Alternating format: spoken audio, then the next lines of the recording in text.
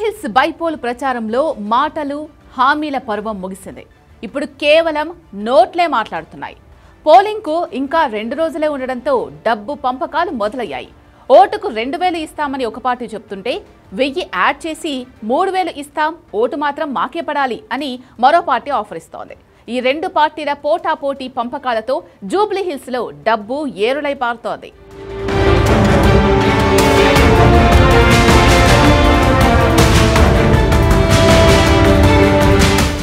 జూబ్లీహిల్స్ నియోజకవర్గంలో అప్పుడే డబ్బు పంపిణీ మొదలైంది. సాధారణంగా ఎన్నికల్లో పోలింగుకు ఒక రోజు ముందు డబ్బు పంపిణీ చేస్తారు. కానీ జూబ్లీహిల్స్ లో మాత్రం ఒక పక్క ప్రచారం చేస్తూనే మరో పక్క డబ్బు పంపిణీ కూడా చేస్తున్నారు. ఓటుకు 2000 ఇస్తామని ఒక పార్టీ చెప్తుంటే ఇంకో 1000 కలిపి 3000 ఇచ్చేందుకు మరో పార్టీ రెడీ అయింది. ఎంత ఖర్చైనా పర్వాలేదు, ఓటు మాత్రం మిస్ అవ్వద్దు అన్నట్లు 2 పార్టీలు ప్రచారం చేస్తున్నాయి. కాలనీ అధ్యక్షులు, అపార్ట్మెంట్ ప్రెసిడెంట్లు, యూత్ అసోసియేషన్ లీడర్లు ఇలా ఎవ్వరినీ వదలకుండా అందరినీ ప్రసన్నం చేసుకుంటున్నారు 2 పార్టీల నేతలు. ఏది కోరినా కాదు లేదు అనకుండా నెరవేరుస్తున్నారు.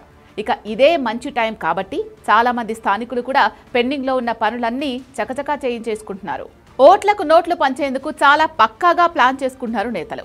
ఎవరికి డబ్బు ఎవరివ్వాలి, ఎక్కడివ్వాలి అనేది పక్కాగా ప్లాన్ చేసుకుంటున్నారు.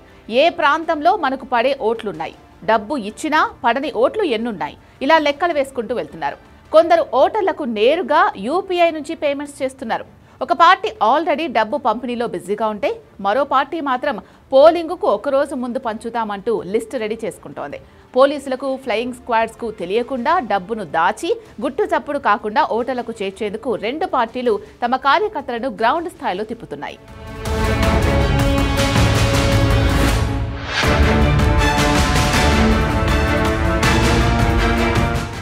ఇక ఈ వ్యవహారం మొత్తం నడిపేందుకు 2 ప్రధాన పార్టీలు పక్క జిల్లాల నుంచి తమ లీడర్లను దించాయి.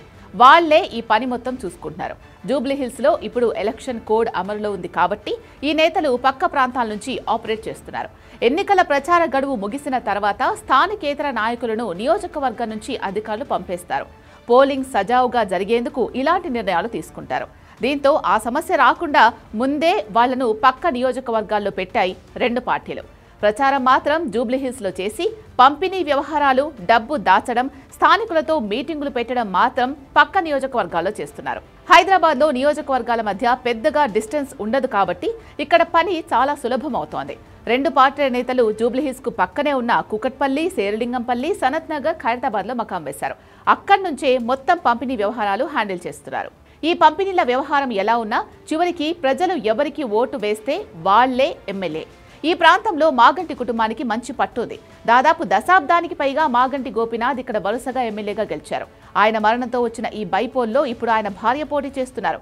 ఇప్పటికే 2 సార్లు ఆయన చేతిలో ఓడిపోయిన నవీన్ యాదవ్ మొదటిసారి అధికార పక్షం నుంచి పోటీ చేస్తున్నారు. ఈ ఉప ఎన్నిక గురించి వచ్చిన ఎగ్జిట్ పోల్స్ కూడా విజేత ఎవరు అనే విషయాన్ని క్లియర్ గా తేల్చలేదు. ఇక తేల్చాల్సింది ఓటర్లే. మరి జూబ్లీహిల్స్ ఓటర్లు ఈసారి ఎవరికి ఓటు వేస్తారో చూడాలి.